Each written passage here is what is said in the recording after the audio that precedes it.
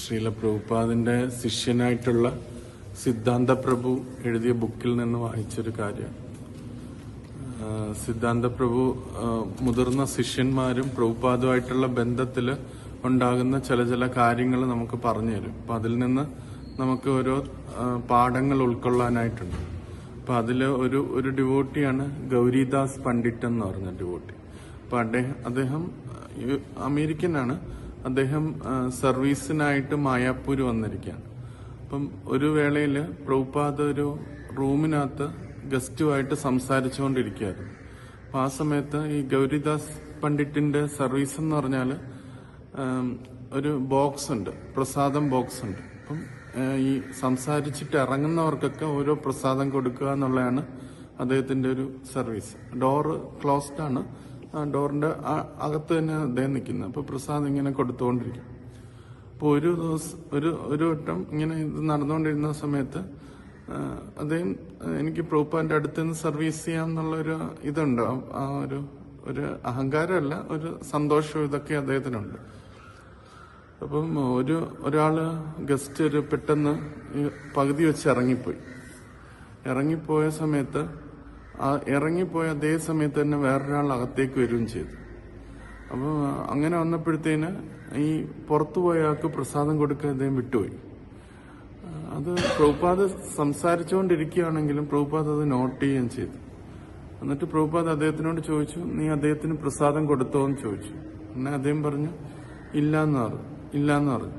പിന്നെ പ്രഭുപാദ് ഇങ്ങനെ തമാൽ കൃഷ്ണ മഹാരാജിനെ നോക്കിയിട്ട് പറഞ്ഞു, ദിസ് ബോയ് ഈസ് സോ ഇൻകോമ്പീറ്റന്റ് എന്ന് പറഞ്ഞു. ഇത് ഉപയോഗമില്ലാത്ത കുട്ടിയാണ് എന്ന് പറഞ്ഞു.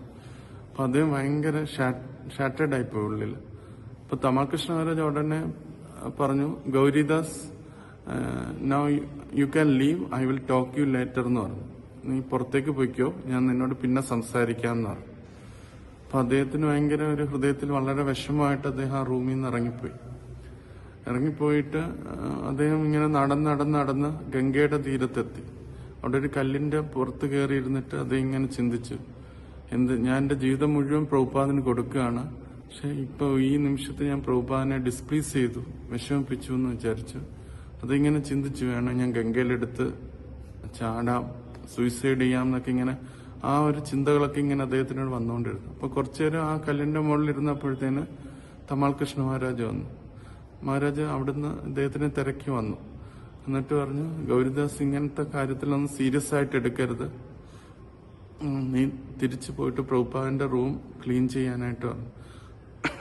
അന്ന് ഗൗരിദാസ് അന്ന് ചിന്തിച്ചത്, തമാൽ കൃഷ്ണ മഹാരാജ് അന്ന് GBC ആണ്. അപ്പൊ അദ്ദേഹത്തിന് ആ ഒരു പവറുണ്ട്, അയാളെ എവിടെ വേണമെങ്കിലും വിടാനായിട്ട്. വേണമെങ്കിൽ തിരിച്ച് യൂറോപ്പിലോട്ടോ അല്ലെങ്കിൽ ആഫ്രിക്കയിലോട്ടോ ഒക്കെ പ്രീച്ചിങ്ങിന് വിടാം. അപ്പം അദ്ദേഹം അങ്ങനെയാണ് വിചാരിച്ചുകൊണ്ടിരുന്നത്. ഒന്നെങ്കിൽ എന്നെ എങ്ങോട്ടെങ്കിലും മാറ്റും എന്നാണ് വിചാരിച്ചത്. അപ്പം തമാൽ കൃഷ്ണ മഹാരാജ് എന്ന് പറഞ്ഞു, പ്രഭുപാദിന്റെ റൂം തൂക്കാനായിട്ട് ആള് വേണം, പോകാൻ പറഞ്ഞു. അങ്ങനെ അദ്ദേഹം ഉള്ളിലൊരു സന്തോഷമായി, എന്നെ ഈ സർവീസിൽ തന്നെ നിലനിർത്തുന്നുണ്ടല്ലോ എന്നുള്ളൊരു ഇതായി. അങ്ങനെ അദ്ദേഹം ചെന്നപ്പോഴത്തേനും പ്രഭുപാദിന്റെ സർവന്റ് ഉണ്ടായിരുന്നു, ഗോവിന്ദ. അദ്ദേഹം പറഞ്ഞു ബ്രൂമും ഇതൊക്കെ കൊടുത്തിട്ട് തൂക്കാൻ പറഞ്ഞു. അപ്പം പ്രഭുപാദ് അകത്തുണ്ട്, അദ്ദേഹം ഇങ്ങനെ തൂത്തോണ്ടിരുന്ന സമയത്ത് അദ്ദേഹം ഇങ്ങനെ ഉള്ളിലൊരു വിഷമമുണ്ട്, ഞാനൊരു ഫൂൾ പേഴ്സൺ ആണ് എന്നുള്ളൊരു വിഷമം അദ്ദേഹത്തിനുണ്ട്.